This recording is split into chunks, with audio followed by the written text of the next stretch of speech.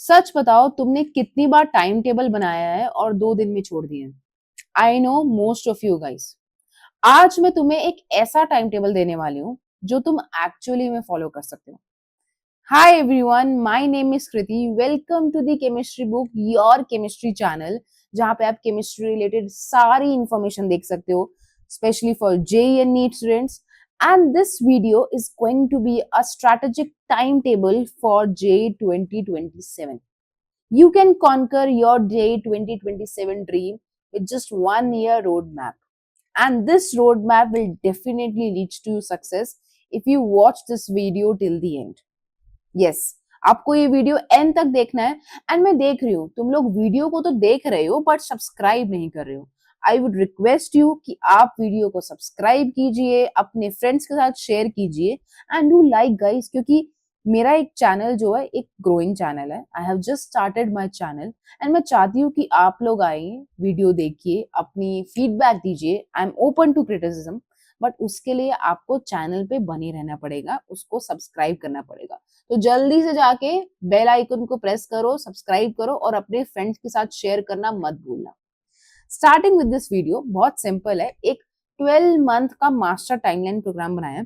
अब ये जो टाइमलाइन मैंने बनाया it is for like April 2027। I know first attempt हमारा जनवरी में होता है, बट देखो मैं गारंटी ले सकती हूँ कि जो जनवरी अटेम्प्ट देता है वो अप्रैल अटेम्प्ट तो देता ही देता है। तो एक टाइमलाइन अप्रैल के हिसाब से सेट कर लेते हैं। जनवरी तो दोगे ही, but I would request you कि आप अप्रैल अटेम्प्ट दो। यहाँ पे हम देखेंगे कि हमें क्या करना है। हमें अप्रैल से अप्रैल टू जुलाई आई वुड से अपने फाउंडेशन पे वर्क करना है। अब फाउंडेशन का मतलब होता है क्लास 11 टॉपिक्स। क्लास 11 के टॉपिक्स जैसे let's talk about for chemistry it is mole concept, chemical bonding हो गया। वी हैव, मैं हर बच्चे को आजकल यही सजेस्ट कर रही हूँ कि you can work on your mole concept, chemical bonding and GOC। ये तीनों एक फिजिकल, इनऑर्गेनिक और ऑर्गेनिक के बेसिक चैप्टर है जिसमें आपको कमांड होनी चाहिए। आप अलजेब्रा मैथ्स में अच्छे से कर सकते हो, फिजिक्स में you can work on your mechanics, वहां पे अच्छे से कर सकते हो। ये जो टाइम पीरियड है आपको 11th भी मैनेज करना है, क्लास 11th भी आपको रखना है, उसी के साथ साथ क्लास 12th के जो टॉपिक्स चल रहे हैं उसको भी पढ़ाई करनी है। अब देखो सिंपल सा लॉजिक है, अगर एक साल ढंग से पढ़ाई नहीं की है तो अभी तो करनी पड़ेगी, है ना। तो अगर अभी करनी पड़ेगी तो ज्यादा हार्डवर्क देना ही देना पड़ेगा। बट ये जो तुम्हारा हार्डवर्क है ना, ये डेफिनेटली तुम्हें एक अच्छी रैंक दिलवाएगा और अच्छी परसेंटाइल लेके ही आएगा। बस कंसिस्टेंट रहना। August to October if I would say, तो देर विल बी लाइक जहाँ पे आप क्लास 12th के टॉपिक कंप्लीट करोगे, क्योंकि क्लास 12th के केमिस्ट्री टॉपिक बहुत इंपॉर्टेंट है, स्पेशली ऑर्गेनिक तो ज्यादा से ज्यादा 12th की आती है। तो वहां पे आपको अपना ऑर्गेनिक केमिस्ट्री खत्म करना है। एंड सेशन 1 की बात करी जाए जो हमारा जनवरी एंड में होता है, टिल अक्टूबर आई वुड से नवंबर, दिसंबर एंड जनवरी का फर्स्ट हाफ, उसमें आपको क्या करना है, अपना रिवीजन करना है। रिवीजन प्लस मॉक टेस्ट, इसके बारे में डिटेल में बताऊंगी आगे जाके, बस आप बने रहिए इस वीडियो तक। जेई मेन के फर्स्ट अटेम्प्ट में just focus on the full mock test and intensive formula revision. मतलब पूरे टॉपिक्स को आपको एक शॉर्ट 2 पेज पे रिवाइज कर लेना है, खुद लिखना है, खुद के नोट्स बनाने हैं। Make your own, make your own short notes, ये बहुत बहुत काम आने वाले हैं। जिसको अब तक प्रैक्टिस नहीं है वो अभी से प्रैक्टिस करना शुरू करो। 12th के जो टॉपिक्स है उसके शॉर्ट नोट्स बनाना शुरू करो। And if I talk about from Feb, March and April, जहाँ पे आपका सेकेंड अटेम्प्ट होगा, उसमें आपको इंटेंसिफाई करनी है थोड़ी बहुत अपनी एडवांस के लिए भी प्रैक्टिस। देखो हर कोई बच्चा चाहता है कि वो मेंस क्लियर करके एडवांस के लिए अपीयर हो। आना या ना आना वो ऊपर वाले के हाथ में है, बट हमारा क्या काम है, हमें बस कर्तव्य करते रहना। आप लोग इतने अच्छे से प्रिपेयर करो कि आप लोग एडवांस में बैठ सको। उस सेशन के दौरान आपको एडवांस प्रॉब्लम भी सॉल्व करनी है, कि मतलब आपको mixed questions, mixed concept questions पे वर्क करना है, वहां पे आप ध्यान दो, चीजों को देखो, समझो। एंड डीप पीवाईक्यू एनालिसिस, वो तो भाई analysis of PYQ is must. वो कुछ और करो ना करो, बट पीवाईक्यू को सॉल्व करना मत भूलना। Correct. Let's talk in the terms of phase. अगर हम फेज 1 की बात करें, so let's strengthen the phase 1 by doing the foundation, जहाँ पे आपको क्लास 11th के जो बॉटलनेक टॉपिक्स है, जो आपके बिल्कुल ऑलमोस्ट ऑलमोस्ट आने वाले टॉपिक्स है, उस पे फोकस करना है, specially mechanics, chemical bonding and algebra, जो हमारा बेसिक्स बनाते हैं। Focus on the basics, focus on your basics, right? Try to get in a habit of sitting for 4 to 5 hours. 6 to 10 hours मैं उनके लिए बोलती हूँ जो ड्रॉपर्स है। देखो ड्रॉपर्स भी आते हैं, तो ड्रॉपर्स किससे तुम्हारा अलग कंपटीशन है, but for the school going students और एसआईपी वाले बच्चे जो है, या फिर स्कूल वाले बच्चे हैं, दे आर गोइंग स्कूल, तो उनका टाइम आधे से ज्यादा वहीं यूटिलाइज होता है। तो आई वुड से कि at least 4 to 5 hours you have to give. I know a big amount of time, let's say you are coming by 4:30, तो हाफ एन आवर 2 आवर का ब्रेक लो, 6:30 to 8:30 पढ़ो, टेक 1 आवर ब्रेक, 10:30 to 12:30 पढ़ो, वो अपने आप utilise हो जाता है, टाइम तो मिल जाता है, and you are still having time for your lunch, dinner, for your play time, everything is there. You should know कि एक थोड़ा सा बैलेंस क्रिएट करना है, जहाँ पे हम अपनी सेल्फ स्टडी और अपना स्कूल वो मैनेज कर ले। बस देखो, अगर ड्रॉपर से कंपीट करे तो ड्रॉपर के पास प्लस पॉइंट है कि वो स्कूल वाला टाइम अपनी सेल्फ स्टडी में यूटिलाइज कर लेता है। So you need to work on your foundation for the phase 1। Second phase की बात करें तो we need to intensify by using syllabus वाला पार्ट, जहाँ पे हमें मैक्सिमम सिलेबस कंप्लीट करना है। मैक्सिमम तो मैं बोलूँ 100% सिलेबस कंप्लीशन। अब तुम 80% सिलेबस कंप्लीट करने का सोचोगे तो 60 पे आओगे। अगर 100% सोचोगे तो जाके 80 to 85% का सिलेबस कंप्लीट होगा। 80 to 90% का सिलेबस तब कंप्लीट होता है when we are aiming for 100%। वहां पे आपको एनसीईआरटी, बहुत सिंपल रूल रहते हैं, क्लास नोट्स अपने अच्छे से, जो तुम्हारे ट्रस्टेड क्लास नोट्स है, अपनी एनसीईआरटी, अपनी डीपीपी प्रॉब्लम्स, अपना पीवाईक्यू, एंड फाइनली अपने मॉक टेस्ट। ये चीज तुम फॉलो कर लोगे ना, तो तुम्हें ना ज्यादा कोई फालतू की रेफरेंस बुक पढ़ने की जरूरत है, ना कुछ एक्स्ट्रा नॉलेज लेने की जरूरत है। Just follow the step, class notes, NCERT, DPP, PYQ and mock test, that's all. कोई यूपीएससी का एग्जाम नहीं दे रहे हो, जेई का एग्जाम दे रहे हो, नीट का एग्जाम दे रहे हो, अगर यही काफी होता है। Strategically you have to manage your school attendance. अब देखो स्कूल अटेंडेंस भी जरूरी है, क्योंकि 75% की जो बेल है ना, वो हमारे सर पे टंगी हुई है। उस बेल को हमें हमेशा शांत रखना है, so that we can manage for our coaching. अपने न्यूमेरिकल्स प्रैक्टिस करना मत भूलना। और अभी से मैं बार बार बोल रही हूँ, शॉर्ट नोट्स पे बनाना शुरू करो। क्लास 12th के जो शॉर्ट नोट्स है, लेट्स से केमिकल काइनेटिक पढ़ रहे हो, तो अभी से उसके सारे शॉर्ट नोट्स जो भी क्लास में टीचर करा रही है, उसके मतलब like just make a page, उसको पार्ट में डिवाइड करो, पॉइंट्स में लिखो, what ever you feel like, बस। You should prioritize your high weightage pillars in mathematic domain. If we talk about it is calculus, हमारे पास calculus आ जाता है, we have algebra। physics में अगर बात करी जाए तो modern physics। chemistry में अगर डिटेल में बात करूं तो I would say the 3 topic, the chemical bonding, जो मैं बच्चों को हर बार बोलूंगी, हर बार क्यों है ही important, ना चाह के भी क्वेश्चन आता ही आता है।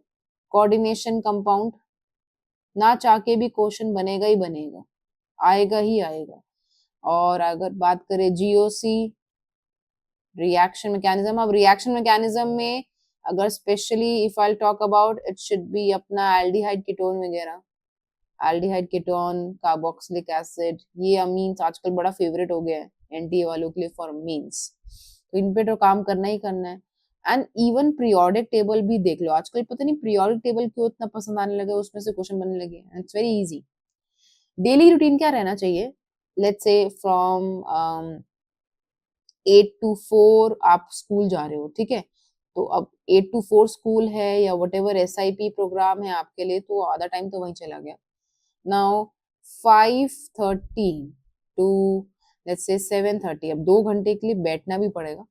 वहां पे आप अपना क्लास 12th जो भी आप पढ़ के आए हो स्कूल में उसका रिवाइज करो, revise class 12th। Then take a break, 1 hour का ब्रेक लो 8:39 तक, 8:30 करते हैं, 8:30 to 10:30 let's say you have a break of 1 hour, और मैंने देखो वहां पे भी ज्यादा गैप रखा है। अपना क्लास 11th के जो टॉपिक्स है ना उसको रिवाइज करो, क्योंकि अगर वीक है तो उसको बेसिक्स पे काम करना पड़ेगा। थोड़ा सा ब्रेक लो। 11 to 12 you should be focusing on questions, focus on question, क्योंकि क्या होगा, नींद आ रही होगी, नींद को भगाने का सबसे बेस्ट तरीका होता है क्वेश्चन सॉल्व करना। सो अगर आप तुम टाइमलाइन देखो ना तो I have given you 5 hour का timeline for a school student, काफी बढ़िया टाइम है। अब हो सकता है किसी दिन हॉलीडे है तो प्लस पॉइंट वो हो गया, किसी दिन हॉलीडे उस दिन थोड़ा और पढ़ना पड़ेगा। उस दिन का ये शेड्यूल बनाओ, मॉर्निंग में 2-3 घंटे अपना न्यू कॉन्सेप्ट पढ़ो, याद करो, थ्योरी पे वर्क करो। आफ्टरनून में सॉल्व क्वेश्चंस, प्रॉब्लम सॉल्विंग पे ध्यान दो, लाइक मैथमेटिक्स के क्वेश्चन सॉल्व करो, फिजिक्स के करो, और इवनिंग में अपने पीवाईक्यूज और अपने फॉर्मूला फ्लैश कार्ड्स को अपडेट करो। So this is like a holiday plan आपके लिए, जहाँ पे आप हॉलीडे में यूज कर सकते हो, और ये आपका डेली प्लान होगा, डेली स्कूल प्रोग्राम, ठीक है। तो ये फॉलो करेंगे। फेज 3 आपका क्या होना चाहिए, you should B building the revision, जहाँ पे लास्ट टाइम में जहाँ पे आपको रिविजन करना है। इम्प्लीमेंट 3 लेयर रिविजन सिस्टम, मतलब एक टॉपिक को 3-3 बार रिवाइज करो, मतलब हर 3 दिन बाद रिवाइज करो, 3 बार नहीं, 3 दिन बाद रिवाइज करो। यू शुड प्रायोरिटाइज, अब देखो तुमने एक बार अच्छे से अपने नोट्स पढ़ लिए, कॉन्सेप्ट को समझ लिया है, so now you should B revising from your short notes over text book. अब कोई बड़ी बड़ी रेफरेंस बुक उठाने का कोई पर्पस नहीं है, हर तीसरे दिन जाके रिवाइज करो, शॉर्ट नोट्स पे फोकस करो, and try to solve 5 year old PYQ question daily. मतलब चाहे तुम मैथ्स कर रहे हो, फिजिक्स कर रहे हो, केमिस्ट्री कर रहे हो, कोई ना कोई एक टॉपिक उठा लो और उसके पीवाईक्यू सॉल्व करना शुरू करो। Your consolidation goal should be कि you should improve your speed and accuracy for your January attempt. मैं हमेशा एक चीज को प्रायोरिटाइज करती हूँ, that is your accuracy over speed, always. पता नहीं क्यों, and it works, actually works. 25 question है अगर एक सब्जेक्ट के, तुम 22 क्वेश्चन अटेम्प्ट करके आते हो और उसमें से let's say 20 question are correct, that's give you a good score of 80। 25 question attempt करके आ रहे हो, 19 क्वेश्चन सही हुए, 5 क्वेश्चन की नेगेटिव मार्किंग, 50-60 पे स्कोर ला देता है। तो क्या बेटर है, accuracy, work on your accuracy. Last phase, your phase of mastering the mock test, जहाँ पे आपको मॉक टेस्ट तो देनी है। बच्चे घबराते हैं टेस्ट से, मैं सच बोलूं, एक 2-3 टेस्ट की बात होगी जहाँ पे तुम्हें डर लगेगा, बुरा लगेगा, you will feel very down, ऐसे लगेगा कि you can't do it, but after that आप इम्प्रूव करोगे। With me also I have seen myself fearing from the exam pressure होना, but after a while I felt कि यार कोई नहीं, आगे इम्प्रूव कर जाऊंगी, और इम्प्रूव हो जाएंगे, 4 मार्क्स और बढ़ जाएंगे।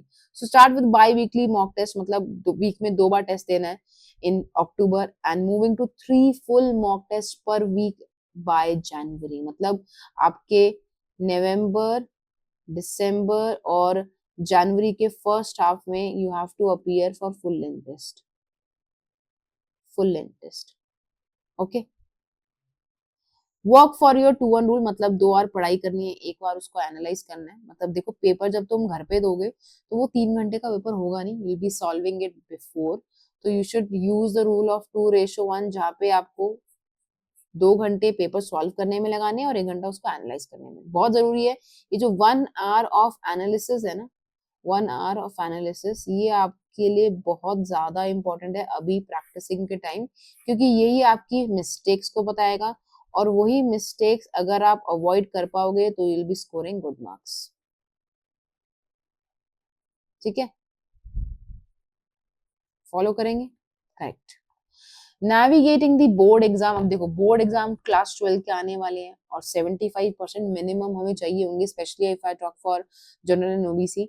Fulfilling the criteria of 70% aggregate without losing the momentum for your JEE mains first attempt as well as second attempt. तो अगर आप जनरल ओबीसी है तो आपको तो 75% लाना ही है। And don't let your board preparation become an overload कि आप जेई का भूल जाओ। उसे यूज करो अपनी एनसीईआरटी पढ़ने के लिए। एनसीईआरटी पढ़ो अपना, और उसमें इनऑर्गेनिक में ज्यादा अच्छे से ध्यान दो, और फिजिक्स के बेसिक्स पे ध्यान दो। काफी यूटिलाइज होगा आपका टाइम, एंड हेल्प भी करेगा आपके जेई के पेपर के लिए। Be ready for the private bag, जहाँ पे आप बिल्कुल जेई मोड में आ चुके हो, पेपर दे रहे हो, एकदम ऐसा फील कर रहे हो कि 1000 बच्चे आसपास बैठे and all of them are appearing in competing with you.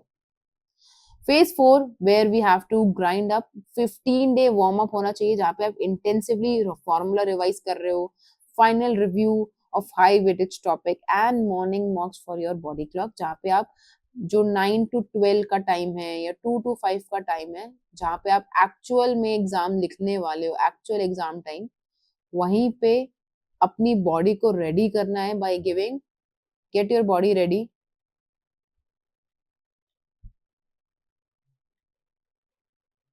For mock test, for your mock test, right. Mentally you should be prepare, जहाँ पे आप फोकस कर रहे हो, manage exam day pressure. Exam mock test लिख लिख के ही तुम्हारा प्रेशर खत्म होगा, एंजाइटी खत्म होगी। And strictly 7 to 8 hours of sleep is mandatory. मैं तुम्हें मैंडेटरी बोल रही हूँ, तो सबको फॉलो करना ही है। You should be avoiding the pit holes, like you should, अगर इग्नोर कर रहे हो एनसीईआरटी को तो मत करो, पढ़ाई करो। बहुत सारे रिसोर्सेज से पढ़ने की जरूरत नहीं है। एंड कुछ भी कोई भी वीडियो उठा के मत देखो, केमिस्ट्री बुक चैनल पे आओ, अच्छी अच्छी वीडियोस देखो। योर फर्स्ट इज 7 प्लान जो आपका होने वाला है, आई वुड नॉट से you should start from April, I think you should start today, implement it, get into an habit, and definitely you will see the result, guys. I hope you like the video. Please like and like, share, and subscribe to my channel, that is the Chemistry Book. For more such update, please follow for more.